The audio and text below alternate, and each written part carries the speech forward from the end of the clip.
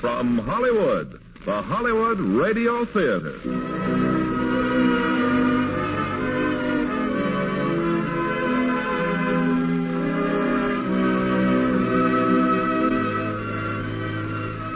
Starring William Holden and Alexis Smith in Submarine Command. Ladies and gentlemen, your producer, Mr. Irving Cummings.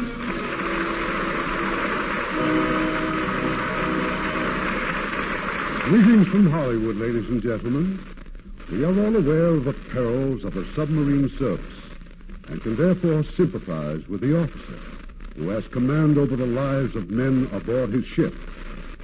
His fateful decisions are often subjected to minute scrutiny, and even his own men may stand in judgment against him. Such is the dramatic situation in tonight's play, Submarine Command.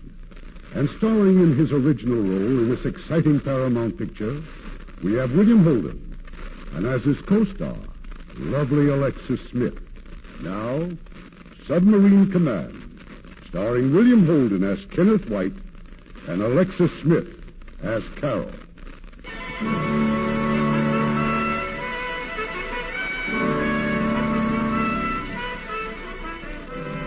If you've ever been to San Francisco, you may have seen the United States Navy Yard at Mare Island.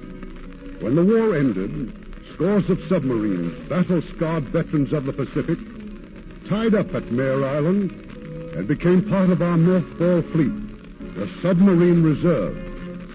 This story is about one of those ships, the USS Tiger Shark, and one of her men, Commander Kenneth White. About a year ago, Commander White had reason for wanting to see his ship again. There was a sentry on the dock, but the ship was deserted, except for memories that refused to die. Well, you wanted to see her again? What are you hesitating for? Go on. Look around if you have to. But it won't make any difference. It's over. You finally know that. It was over that day 6 years ago. Look around and remember, she was never your ship anyway. She was Josh's ship. She always will be. It's funny how things can start with nothing and then pile up so fast it's hard to remember them in any kind of order. I've turned and twisted them 1,000 times looking for an answer that never comes. That afternoon, that 13th of August, 1945, the enemy had just about given up at sea. All we'd seen for days was empty ocean, gray, calm, and deserted. Not a hint that the first piece of my private jigsaw puzzle was about to drop into place. We were taking a surface run. Josh and I were on the bridge. The usual small talk. Looks like a nice day for a swim, huh?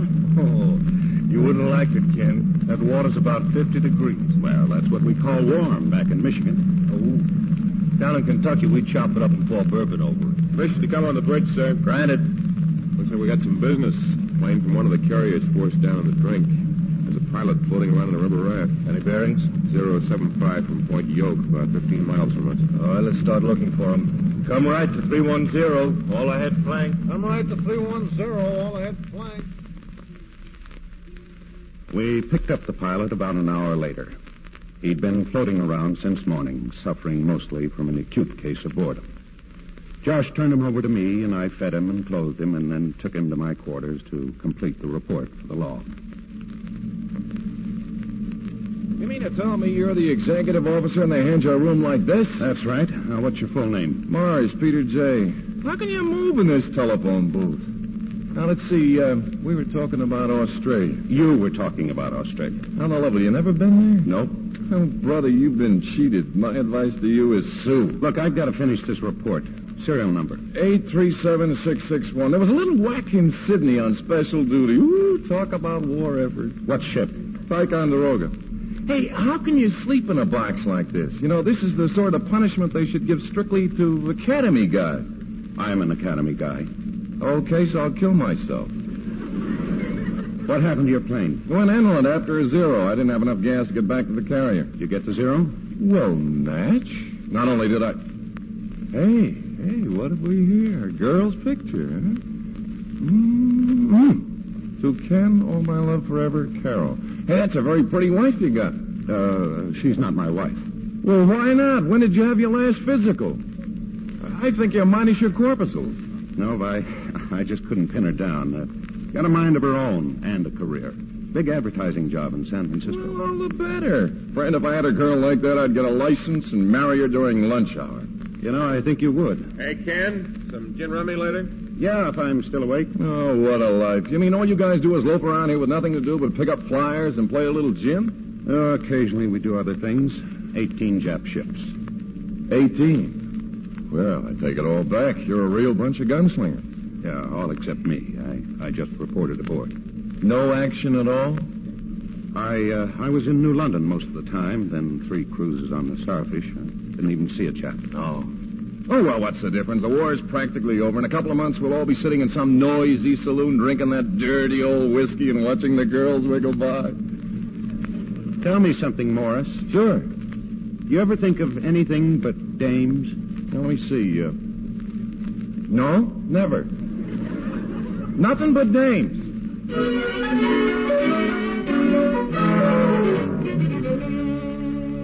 Morris's question kept bouncing around in my head. No action at all? He'd laughed it off. He could. It was a fine joke, and I appreciated it. But I wondered if it had spread to the crew and how funny they could think it was. Later that night, Josh Rice and I were in the wardroom having a cup of coffee. How was it topside, Ken? Oh, nice, calm, peaceful, full moon. Feels like the war's over already. My guess it is. I wonder what's in store for us, Josh. You got me. Never been around when they've wound up a war before. Well, at least we're alive. No, but I've got news for you. Peacetime service is no picnic either. You'll find out when you're the forgotten man. No, worse than the forgotten man, because you're still around to get into people's hair.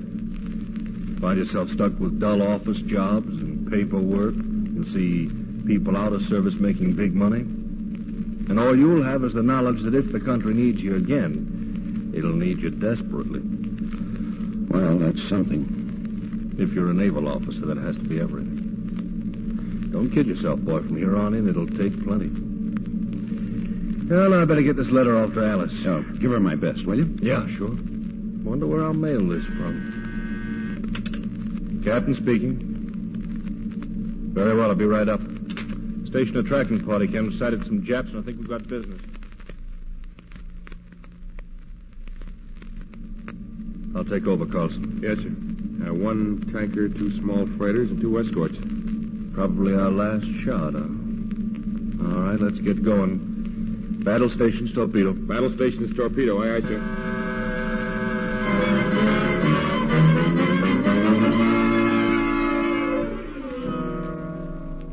We were leveled off at 60 feet. Josh stood at the periscope a moment longer and then called me over to take his place. This one's for you, Ken. You take over. Get 2 of them. We'll have an even 20. Thanks, I'll try. 60 feet, sir. Trim satisfactory. Leading ship, mark bearing. Angle on the bow, 40 port, downscope.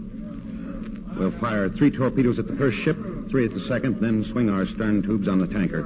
Make ready all torpedo tubes, set depth 10 feet. Make ready all tubes, set depth 10 feet. Mark range. Range 1300. Mark bearing. Bearing set. Stand by. Stand by. Fire!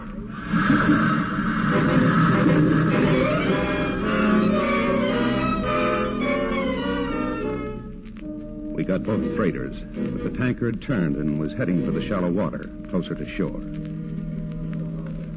Take it easy, Ken. You got 19 and 20. That's all I asked. What about the tanker? Oh, we'd need wheels to catch her. Let's stick around till those escorts clear out, and then we'll surface, see what we can pick up. Maybe we'll find somebody who'll tell us the latest Japanese news. We surfaced at daybreak. Josh, Carlson, Boyer, and I went on the bridge. In the distance, we spotted some of the freighter's survivors.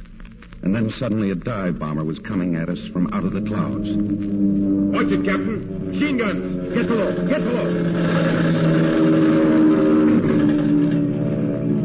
Boy, that was close. Hey, where do you suppose that plane was? Captain Rice. Hey, Captain. Hey, look, he's bleeding. Get on the ladder, Boyer. Stand by to dive. Dive. Dive.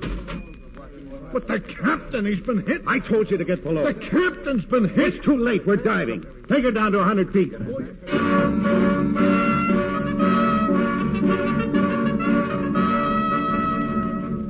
As I slammed the hatch, I caught the last glimpse of Josh Rice. He lay on the deck, motionless, that terrible look of surprise still on his face. Maybe he was still alive. But I had no choice. We stayed below till the sonar signals read all quiet. And then Boyer, the chief torpedoman, walked up to me. What about going back up, sir? He's dropped everything he has. How do we know there's only one plane? It'll only take a minute to get out with a rubber raft. I'll take my chances, sir. Captain Rice would do as much for any one of us. How about it, sir? Would he do as much, or would he think of the ship? All I know is that maybe we can still save him. High-speed propellers approaching, bearing 350. Left full rudder, steady on course 220. Left full rudder, steady on course 220. Sounds like a destroyer. But the captain, you just can't leave That's him. enough, Boyer. Get to your station. Yes, sir. Contact started pinging, sir. Rig for depth charges. Rig for silent running. They're going to make a run on us.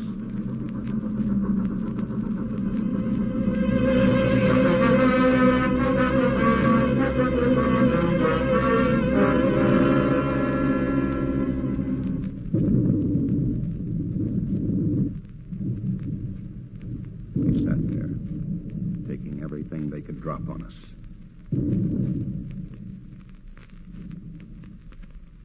But then abruptly the attack stopped.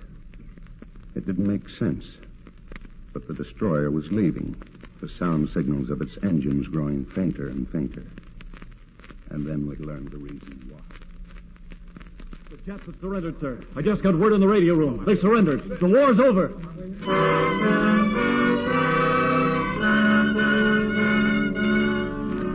The war was over, but nearly 3 months went by before the Tiger Shark finally headed into San Diego Harbor. Lots of ships were coming home those days, and one more sub didn't attract much attention. I was glad. The one-day warrior who had lost his captain and almost his ship in his first and only action. Carol was waiting for me on the dock, and in those first few moments, the world seemed very good again. And now, darling, meet an old friend of yours. Hi, if you're all through kissing her, I'll join you. Pete Morris, I thought we dropped you off in Guam. Well, so you did, but I hit Frisco 3 weeks ago, and we've been having a lovely time. Carol, you know this character? Well, 3 weeks ago I didn't. But then an amazing coincidence occurred. I checked all the phone books, all the advertising agencies, and just happened to bump into her. And then when we heard the Tiger Shark was coming home... She couldn't come all the way down here alone now, could she? Well, look, I got it all arranged. A big party, someplace in town called the Blue Room. So round up your pals, and old Daddy here will show you how to belt a grate. Look, I'll have to join you later. I've got to see someone in Coronado. Oh, Ken, not now. Well, can't I go with you? No, you run along with Pete. Well, what if you get lost? Where do we send for the body? Rice's house. I'm going to see his wife. Or rather, his widow. I'll see you later, honey.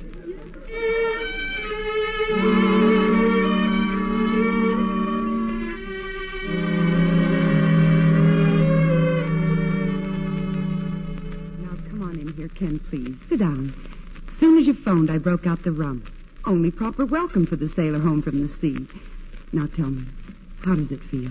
Well, I don't know yet, Alice. Have you seen Carol? Yes, she was at the dock. Oh, my goodness, what are you doing here if she's in town? Well, for one thing, we wanted you to have this from the Tiger Shark. Your commissioning plaque. Commander Joshua Rice, Jr. That's very thoughtful of you, Ken. But shouldn't this stay aboard the ship? She's going in the mothballs next month. I'm very grateful, but I'd rather have it on board where it belongs. I haven't hurt your feelings? No. You'll explain to the others? Sure. There was another thing, Alice. I wanted to tell you what happened between Josh and me. Nothing happened. But you haven't heard. But I have all about it. How you went back, and the hours you spent searching for it. But did you hear I could have stopped the dive? I heard that you might have lost the Tiger Shark if you did. Everyone on board would have been glad to take the chance. Everyone but me. Ken, now stop it. Maybe it's a good thing you did come here after all. You see, I not only know what happened, but I think I know what you've been going through. Evening, Alice. Dad, Ken, this is Josh's father, Lieutenant Commander White, Admiral Rice. Glad to see you, White. I've heard a lot about you. Thank you, sir. Alice give you a drink? Yes, sir. You're lucky. I have to make my own. Ken and I have been talking about Josh. He thinks that maybe people are blaming him for what happened. That's nonsense.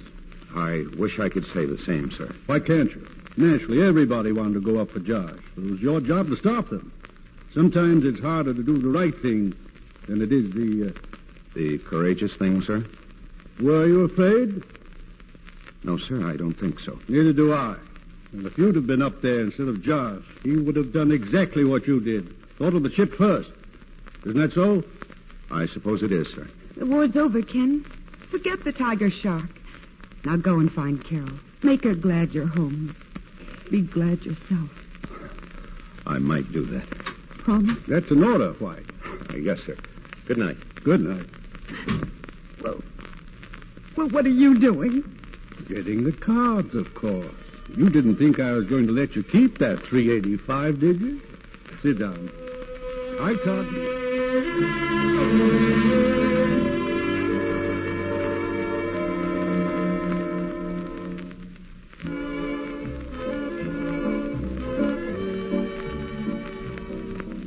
I went back to town and found them at the Blue Room. Carol, Pete Morris, and some of the others from the ship. It was quite a gay celebration.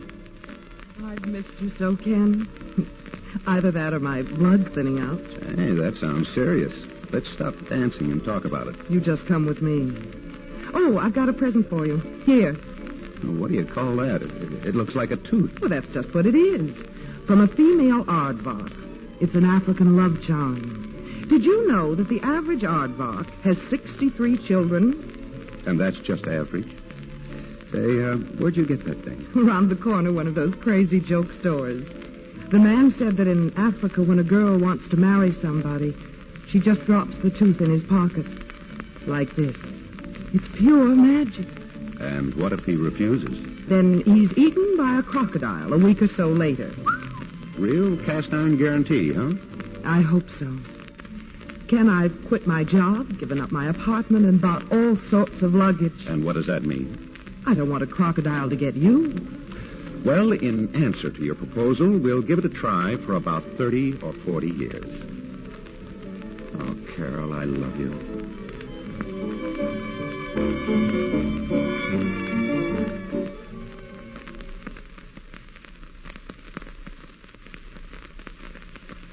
And so, my dear friends, you may proceed to congratulate us. He has just won my hand. Well, suit yourself, Carol, but you've just blown your chances for a very poetic life. Well, glasses up, everybody. This is an occasion. Here's to clear sailing for the nicest people I've ever known, Ken and Carol. And here's to all of us. May we be allowed a lot of fun and little time to regret it.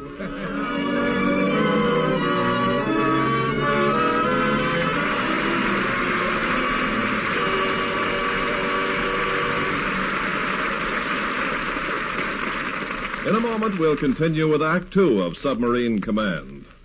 Make a friend, and you make an ally. There's a thought for you to keep in mind, as many another American has.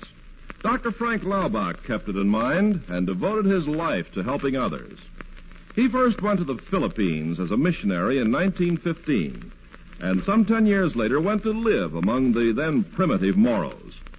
He asked them to teach him their language, not a syllable of which had ever been written. But Dr. Laubach found that by means of phonetic charts, he could teach the illiterate Moros how to read and write their own language for the first time. Until the Depression, money came in from Americans who'd heard of the doctor's work. And then a Moro chief gave Dr. Laubach an idea how he could continue his teaching. Through the theory of each one, teach one, each native who learned to read and write would teach another to do the same, and so on. Within 7 years, Each One, Teach One helped the natives rise from a 95% illiteracy to a point where over 70% of them could read and write. Dr. Laubach enlarged the scope of Each One, Teach One to reach other countries, and from his work was born the World Literacy Committee, which has sent teams into 67 countries to spread the theory of Each One, Teach One in over 200 different languages. In 20 years, over 65 million people learned to read and write through the system, a system which has brought the family of nations closer through education and proved most graphically that by helping others, you help your country. Now, our producer, Mr. Cummings. Act 2 of Submarine Command, starring William Holden as Ken and Alexis Smith as Carol, with Stephen Dunn as Pete Marks.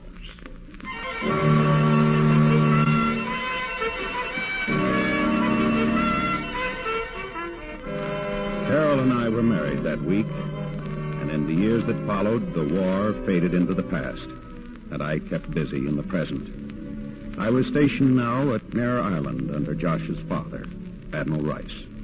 I was in maintenance, a cross between a storekeeper, a janitor, and a complaint adjuster. Morning, sir. Quarterly material report, monthly inspection, and requisitions for paint and brooms. 9 copies each. Brooms. Do I have to sign all copies? Just 8. You initial our file copy. Now, that's a break. Captain Cornwell's wife called about the incinerator. Again? She found soot on the dining room rug this time. And Commander Roberts says there are orange peels on Pier 2. Tell the commander we'll send him a broom as soon as we get one. Hello? Oh, yes, sir. Right away, sir. Admiral Rice. He's probably found an apple core under his desk. I'll sign those papers when I get back. Come in, Ken. Come in. Well, how are things going? All right, sir, as far as I know. You like your job, Ken? No, sir. You can't say that I blame you. I hear you've been having trouble with Cornwell's wife. It seems she doesn't like the way we're burning the trash, sir. Old Hatchet-Face would run the entire Navy given half a chance. Well, I've got a different sort of chore for you, Ken. A reporter from New York is doing a story on the mothball Navy. I'd like you to show him the submarine. Yes, sir. He'll be at your office at 11. I'll advise the duty officers on the piers. Give him what you can. Is that all, sir? That's all, Ken. Thank you, sir.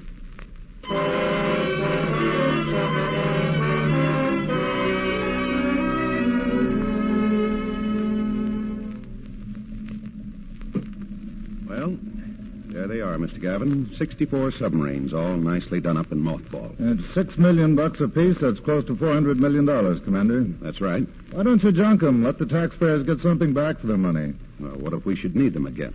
It's my guess the next war will be fought with push buttons. We'd better make sure we've got the buttons first. Maybe you're right. Hey, how long would it take to exhume one of those if you wanted to? Oh, in an emergency, about 2 weeks. Yeah. By that time, be all over except the peace treaty. Well, I better get a couple of pictures. Yeah, now, there's one that looks like it saw lots of action. Yes. Yes, it did. 20 Jap flags on the conning tower. What's her name, Commander? Tiger Shark. Tiger Shark, yeah. She's the one who lost her captain the day the war ended, right? Right. Why, the fellow who had to take her down must have felt like a heel. Bet he had a lot of sleepless nights after that. Happen to know who he was? Yes. Who? Me. Sorry, Commander. That's okay, Mr. Gavin. Now go ahead and take your pictures.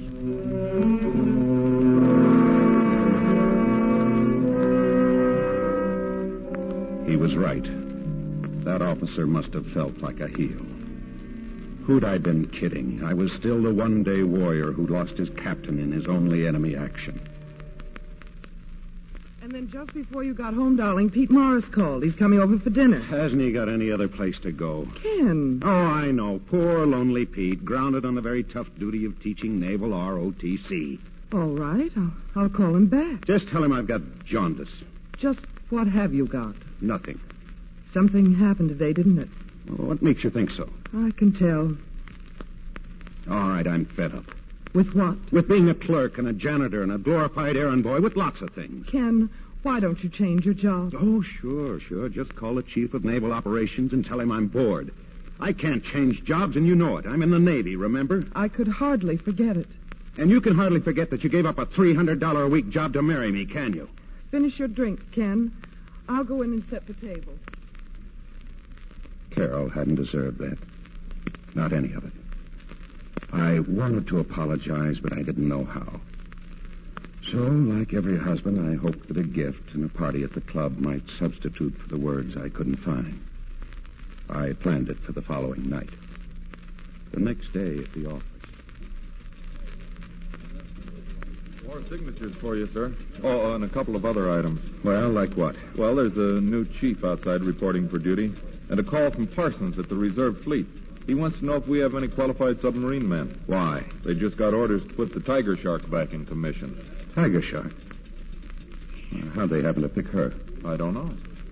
Well, we haven't any men, so tell Parsons... Is this the garbage disposal unit of the United States Navy? Hiya, Pete. Hi. Hey. What's this on the desk? Oh, that it's something for Carol. Oh, struck oil, huh? Wristwatches and parties. How do you do it? Because I'm an honest working man and not a playboy at the university like you. Yeah, I guess you're right.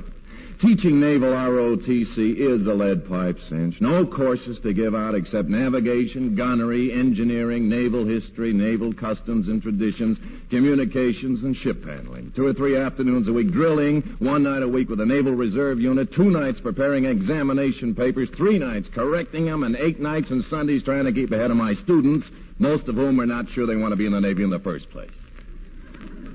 Yeah, and in my spare time going to parties like yours. Well, you ready to leave? No, I can't, Pete. I've got some calls to make. I'll see you at the club. It's all right. Beg your pardon. That's all right. Come in. Chief Torpedo Man Boyer reporting for duty, sir. Boyer. Well, where'd you drop in from? San Diego, sir. Oh, Boyer, you remember Commander Morris, the pilot we picked up? Hey, it's good to see you, sir. Hey, I thought you'd be retired by now. Maybe it's time I thought about it, sir. Well, sit down, Boyer. I'd like to... Excuse me, sir. I've just decided to request a transfer to another department. Why? You should be the last person in the world to ask that, sir. All right, Boyer. Report to the reserve fleet. Lieutenant Parsons. They got just the job for you. Yes, sir. Thank you, sir.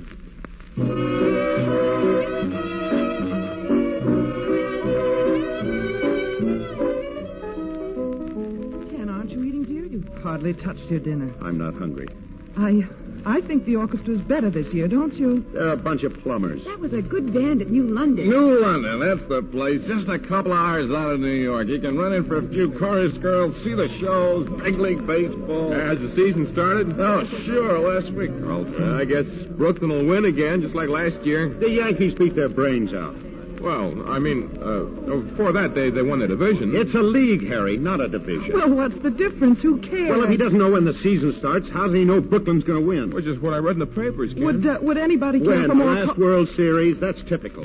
A bunch of guys pay no attention to baseball all year long, and then suddenly the World Series comes along. They read a couple of articles, and for a week they're experts. He didn't say he was an expert. Look, you're in a bad mood. Knock it off. I'm in a good enough mood. You're just stewing about that Boyer thing. That's all. Forget it. Why don't you shut up? Oh, come on, Ken. This is your party. Let's have a toast. Glasses up, everybody. Glasses up. That's about half your total conversation. It's time you grow up. Excuse me. I have to kill a husband. I'll be right back.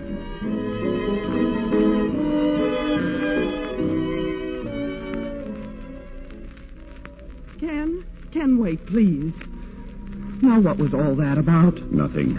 Well, you can't walk out this way. It's your party. I don't feel like a party. You did this morning. What happened? What's all this about Boyer? He doesn't enter into it. Ken, I'm getting sick and tired of these moods. How do you think I feel in front of all those people? They must think you're crazy. I don't care what they think. Well, I do. We can't walk out and leave them. I'm not asking you to.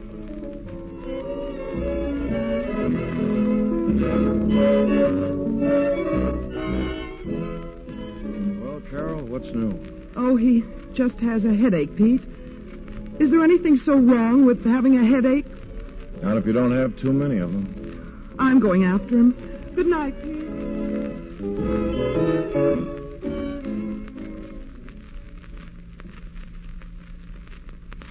I had heard Pete's wisecrack, and he was right. Too many headaches. And having Boyer in charge of the work crew on the Tiger Shark didn't help them any. But I couldn't stay away from the dock. Something kept pulling me back like north pulls a compass needle. And maybe without knowing it, I was waiting around to keep them apart.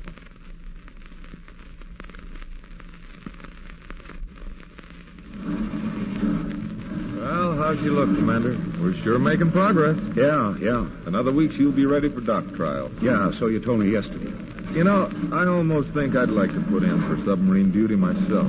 When you stop and think what... Fire bell. Where is it, sailor? Looks like the forward battery, sir. Keep everybody out of here.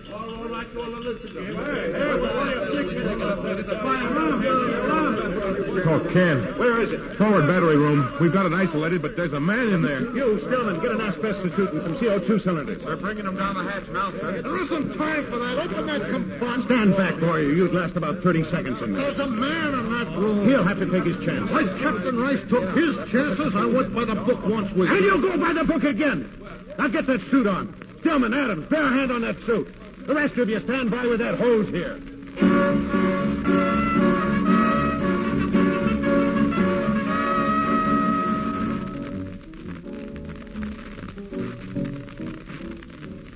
Well, Carol, now what's the big problem? First of all, thanks for coming, Pete. Oh, stop it, will you? Any more news about that fire? Well, the man was pretty badly burned. It's really too soon to say.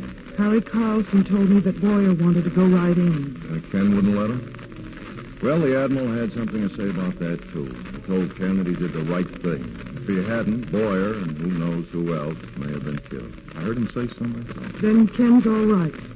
All Ken said was maybe it's time he did the wrong thing. Oh, that's exactly what I mean. It's his whole attitude. Pete, I'm really desperate. There are times when I think he hates me. Oh, now, wait a minute. Well, he's mad at something. What is it? I'm a sweet child of the field. I know nothing. I've got to have some help, or this marriage of mine is going to go sky high. That wouldn't be fun for anybody. Except for guys like myself.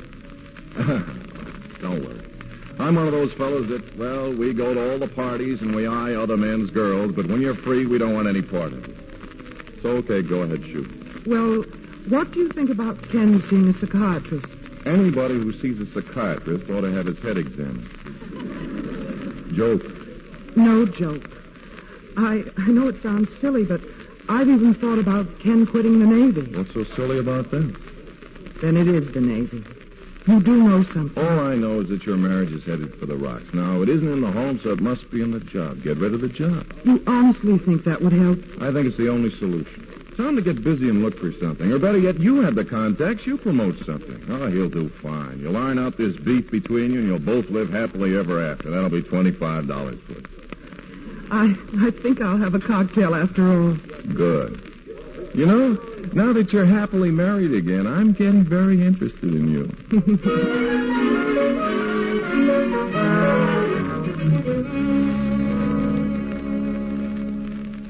Well, Ken, anything in the mail? Yeah, and I don't get it. A chance to become a captain of industry. Matthews Electric Company, Portland, Oregon. Yeah, take a look at this. Dear Commander White, we're in need of a man experienced in maintenance and personnel work. That's me. Suggested to us by Admiral Rice. Nice of him, huh? I can assure you the arrangements we contemplate will be more than satisfactory to you. Sounds terrific. But why should Rice have picked me? Well, why wouldn't he? Yeah. How do you feel about Portland? I hear it's wonderful. Means buying umbrellas, long underwear, and finding a good thick roof. Oh, they have lots of nice houses near the plant. They do? Now, where did you hear that? Oh, I don't know. I think I read it somewhere. What was the name of that businessman you had lunch with a couple of months ago? Businessman? You used to write copy for his refrigerators. A.E. Matthews, if I remember correctly. Ken. What kind of a fool do you think I am, and how long do you think I'd stay a fool? Or maybe you thought I might go for it. What does Matthews get out of this? You're going to write his copy for free? I only said if there ever was And what about the Admiral? You going to do his advertising, or did you just cry on his shoulder about the hardships of Navy life? I simply asked his advice, and he agreed with Pete that it was the best thing... Well, who'd you miss, honey? How about the mailman? What'd he think? Did you write your newspaper, your congressman? All right, Ken. I'm sorry. I know now that I was going about it the wrong way, but honestly, I thought it was a solution. For what? For us. Ken, you're at war with your job and yourself and with me, and something has to give. Do you want it to be our marriage? Oh, you know I don't. Then you've got to make a change. Meaning Portland? Meaning anything. Get a farm, take up painting. Only please, please get us out of our trouble. And you think leaving the Navy will do that? Yes, I do. And I suppose you're right. Otherwise, the Admiral wouldn't have backed you up. Where are you going? To the office. I'm going to resign from the Navy.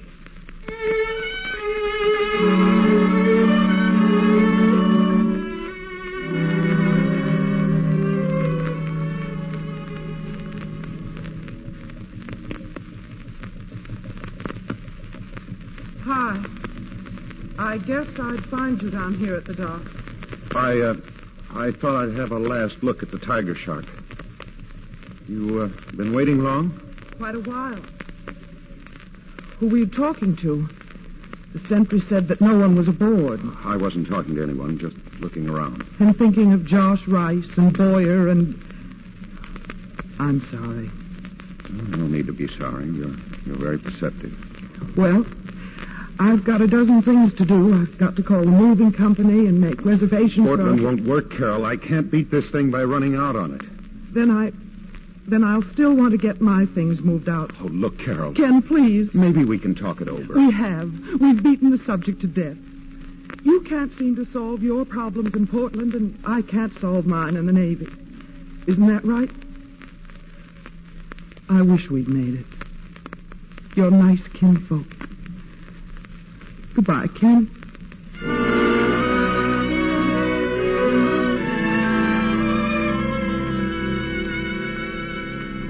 Ken, is that you? Come in. Oh, I'm sorry, sir. I left a letter on your desk. I'd like to take it back if I could. You'd better, because your resignation wouldn't have stuck anyway. Things have changed since I recommended you for that job in Portland. We've just had word that the North Koreans have crossed the 38th parallel. Oh? Will that affect the yard, sir? It will affect you. I've talked to the Bureau. Your orders are on the way. What kind of orders, sir?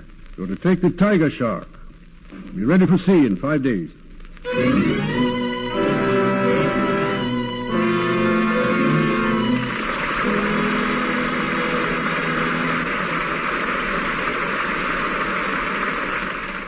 Act 3 of the Hollywood Radio Theatre will continue in just a few moments.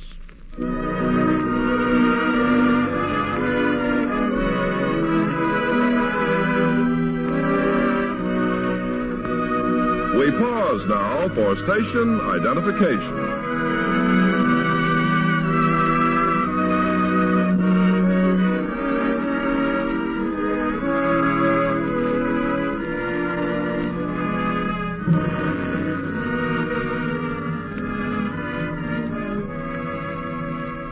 The curtain rises on Act 3 of Submarine Command, starring William Holden as Ken and Alexis Smith as Carol, with Sheldon Leonard as Boyer.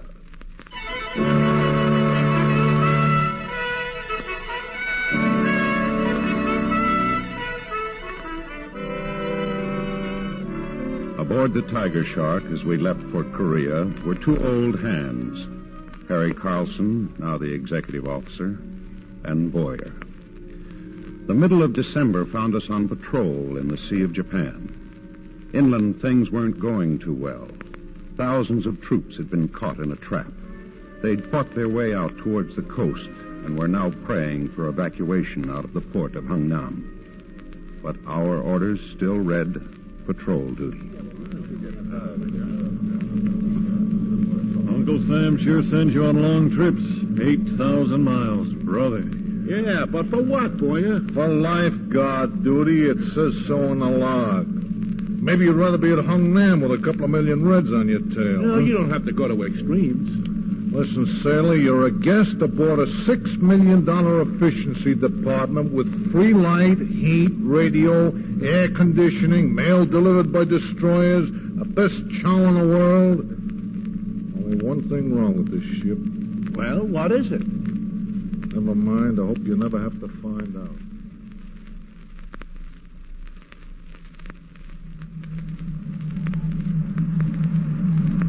news, Ken? Nothing yet. Colder, huh? The wind's shifting.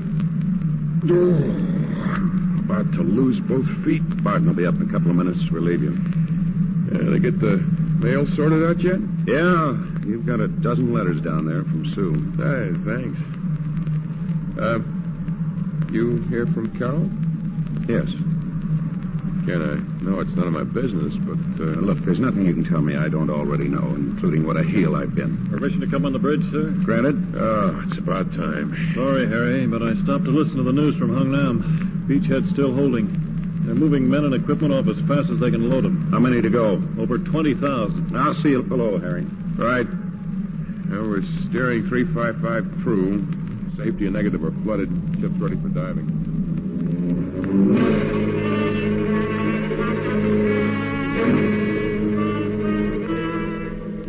Our change of orders came through that night.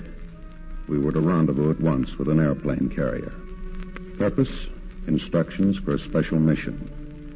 The following noon, I was aboard the USS Concord. And there waiting for me was Pete Morris.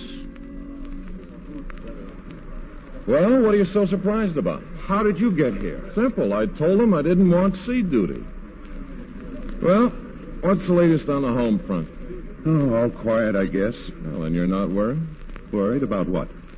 Well, didn't Carol tell you? Well, I got a letter yesterday, the most impersonal hello in history. Tell me what? I think you better ask her. I'm asking you. You know, it's a funny thing. I seem to have left my Western Union card in my other suit. Now, come on, the Admiral's waiting. And so, with any luck, we should complete the evacuation at Hung Nam by Christmas Day. But here on the map is a prison camp. It's about 10 miles from the coast. In it, with some 200 other Americans, are Colonel Garson Walsh and his special intelligence team. We have reason to believe the colonel has information of tremendous value to us. What kind of information, sir? I don't know the details, but our orders are to free those prisoners. Paratroopers will effect the actual rescue. Now about our part. The only possible route for the paratroopers' planes is directly over Koyasan. But there are two big obstacles. Tell them, Commander. Yes, sir. Here at Point Nakomo, the enemy has a radar station, and here at Koyasan itself is a telephone center. Now, both installations will have to be knocked out before our planes can approach. And that's where you come in, Commander White. Tonight you will land two demolition parties from the Tiger Shark. One at Point Nakomo and the other at Koyasan. And when you've received signals of the success of their missions, you will then radio to me. You'll be given all further details by Commander Morris. He's going with you.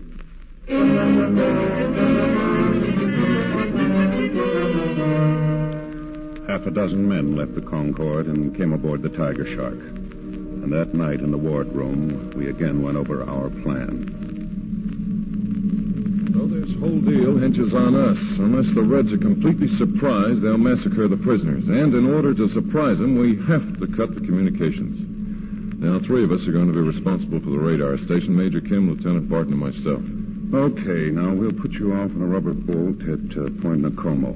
You'll go ashore and lay low for approximately 1 hour until 4:30. Right. That'll give us time to take the Tiger Shark to the entrance of Koyasan Harbor. Now, that's where you two frogmen can slip over the side. Yes, sir. There's no chance of getting into the harbor. None at all. The harbor's mine. It's okay with us, sir. We'll swim in. Now, at exactly 04:30, both parties will proceed to destroy their objectives. As soon as you've done this, send me your signals, and I'll radio the Admiral. Any questions? No, sir. Captain White? Yes? We've just sighted Point Nakomo, bearing 295. Very well. Be ready in 15 minutes.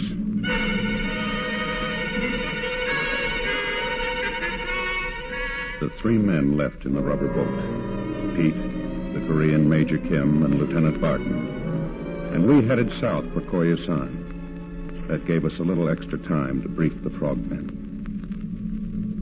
You can drop us at the breakwater, sir. We'll have about 30 minutes to reach shore. 30 minutes is maximum. We'll do it, sir. Now, look, if you're late, if the Reds get one word that their radar station's been destroyed, they'll use the telephone center to spread the news. Now, once they're able to do that, our whole operation's cooked.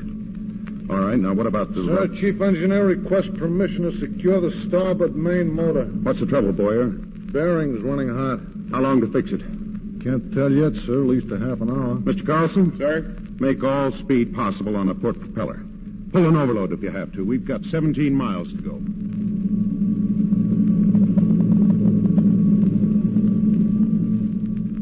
They repaired that hot bearing. But until it was fixed, our speed had been cut in half. When we reached the breakwater outside Koyasan Harbor, we had already lost a full 20 minutes of our schedule. Frogmen are ready, Ken. Standing by. Tell them to relax. We've lost too much time. They're not going in? Oh, I know those boys can swim, but even a seal couldn't make it in the time we've got left. Any alternatives? Yeah, just one. We'll take the Tiger Shark into the harbor. The harbor's mine. We can't get inside. I know. And it's a gamble. But this time the odds are right. One sub against the lives of those 200 prisoners. We'll take our chances. Clear the bridge. Stand by for dive.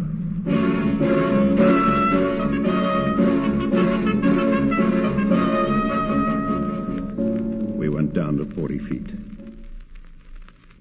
From here on in, all we could do was cross our fingers and rely on our instruments to get us through that minefield. Sonar reading 15 degrees on leader bow. There's an echo directly ahead of us. 200 yards and closing. Right full rudder, all ahead 1/3. Right full rudder, all ahead 1/3, sir. Object still closing, sir. I think we're at the entrance. Contact, sir, up port. Mine cable. Left full rudder. Downscope. Left full rudder, sir.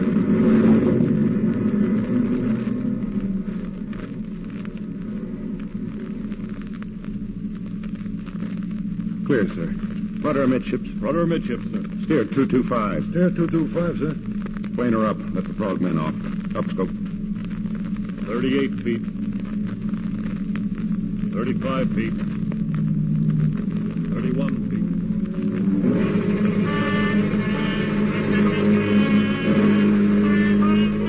We were less than 200 yards from shore. The frogmen slipped over the side and disappeared into the water. If they reached their objective, they'd signal back by flashlight. I looked at my watch.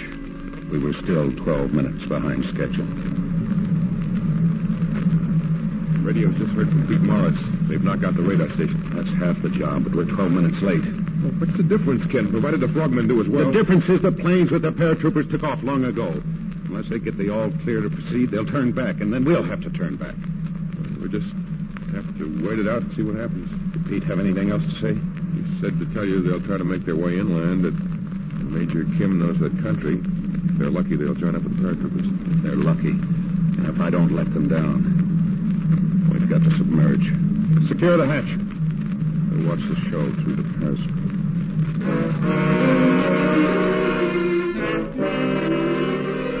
We watched and waited endlessly. A silent ship and a silent crew, knowing that the mission would fail, that the planes would be ordered to return to their base if we didn't report to the carrier. It was Boyer who reminded me of the time. He wasn't shouting. It only seemed that he was shouting. It's 058, sir. We have to report by 05. Yes, I know. Wait a minute. They're signaling from the shore. I've got the signal. Downscope. We're going to surface. Well, you know they've got shore batteries here in the harbor. It's the only way we can send an all clear to the carrier. As soon as the antennas are out of the water, contact the carrier and report the all clear.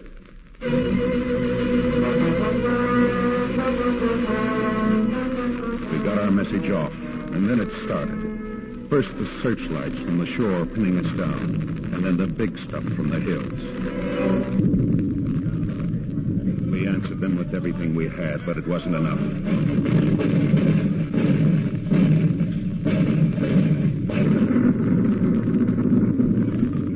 Engine room hit, sir. She's settling aft. All hands carry out demolition orders. All hands carry out demolition orders. Abandon ship. The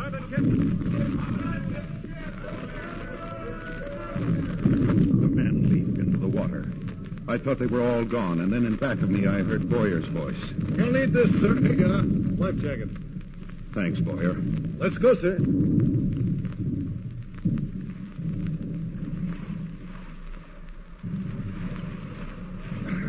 You all right, Captain? Yeah. She was a wonderful ship. Yeah. The best. Swim for shore. There's nothing else we can do. Pass the word. Yes, sir. Swim for shore. Pass the word.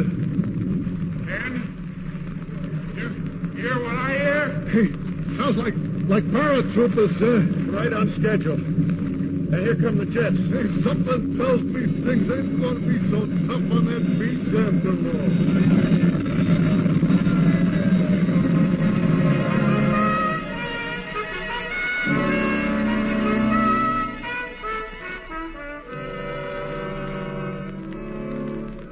It's hard now to remember just how much time went by or exactly what happened on the beach. But sometime during the morning... You accounted for all your men yet, Commander? All safe, Colonel, except 4 of my men and the radar landing party, 7 of us. We lost 14 paratroopers, but I guess it's not too big a price to pay for pulling out nearly 200. What about the intelligence team, Walsh's outfit? Okay. Man, they got what they came for. Hey, Captain, look who's coming. Well, it's nice to see your smiling faces. You made it, huh? Yeah, I kept telling him somebody'd be here to meet us. Well, you guys sure caught the last trolley. Ah, it was nothing, Mr. Boyer. Any hero could have done it. There he is, Major Kim of the South Koreans. Well, there's the Tiger Shark. Oh, she's gone. We ran into a little trouble. Into a little trouble? He goes through a minefield, submerged. He lands the frogmen so close to shore you could plant a crop. He fights a battle with half a dozen shore batteries and gets sunk. Hang around, Commander. I'll get you something to eat. Thanks. Well, you listen to Boyer. Seems like you won a popularity contest. Yeah. All except 1 vote. 2 votes. What's that mean? Well, I promised Carol I wouldn't tell you because she thought it'd seem like dirty pool having all your trouble with Boyer and the ship and so forth. But I think now's a pretty good time. Your wife's going to have a baby. I said your wife's going to... Well, if you're going to stand there with your mouth open, you might as well shove some food in it. Come on, I'm starved.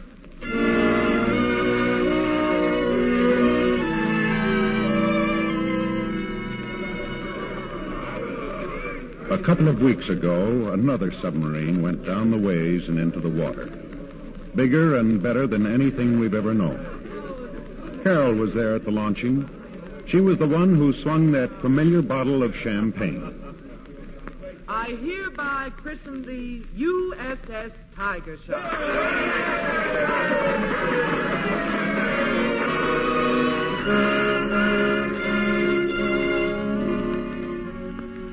Say, I've got to admit that for one with so little experience, you sure knew what to do with that bottle of... Well, do something. The baby, she's crying. She's hungry. Really? Well, now it's your turn to get some experience. Here's the bottle, Papa. Get going.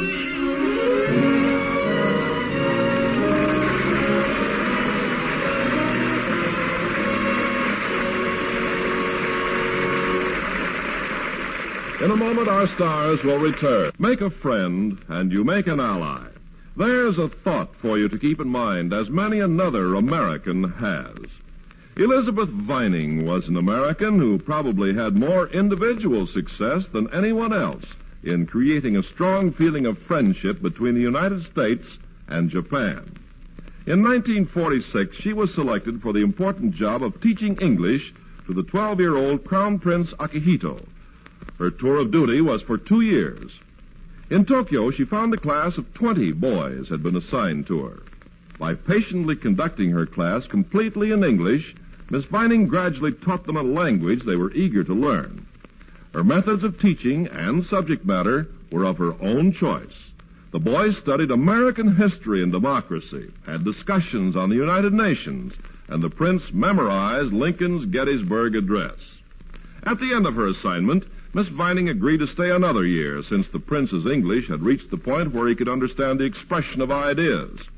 At the end of the 3rd year, Prince Akihito was well acquainted with English and the benefits of a democratic way of life. Miss Vining's work was finished. The Emperor and the Empress thanked her for the understanding she had brought to the prince and the Japanese children, and gave her many gifts to show their gratitude. And what had Elizabeth Vining learned from her work? That she had contributed much toward the future peace of Japan and the rest of the world. That she opened windows which had remained closed too long. As one of her students told her, You have not only taught us English, you have taught us thoughts. Yes, Elizabeth Vining had learned that by helping others, you help your country. Now, here is Mr. Cummings with our stars. And now, William Holden and Alexis Smith, let me thank you for 2 fine performances.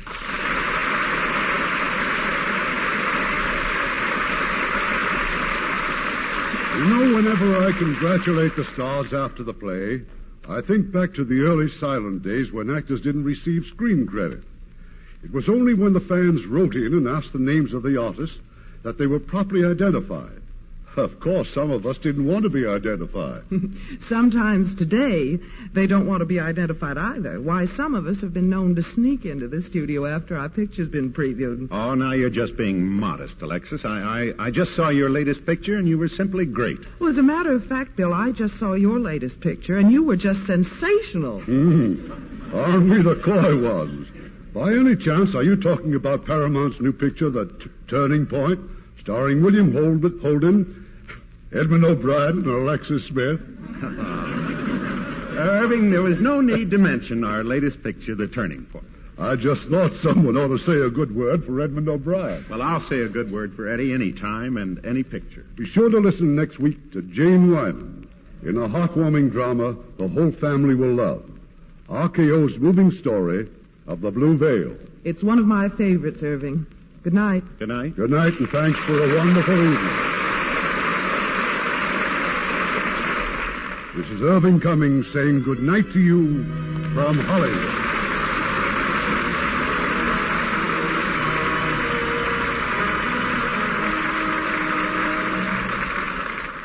From Plymouth Rock to the war-crippled world of today, our nation has derived its greatest strength from its spiritual principles. Our religious beliefs have given form to the whole structure of American living and helped to keep it free. Attendance at church or synagogue builds moral and spiritual character, both for the individual and for the community. Heard in our cast tonight were Stephen Dunn as Morris, Sheldon Leonard as Boyer, Lamont Johnson as Carlson, Larry Dodkin as Rice, Kay Stewart as Alice, Herb Butterfield as Admiral Rice, and Dan Riss, Robert Griffin, Herb Rollinson, Robert Bruce, and Eddie Marr. Our play was adapted by S.H. Barnett, and our music was directed by Rudy Schrager.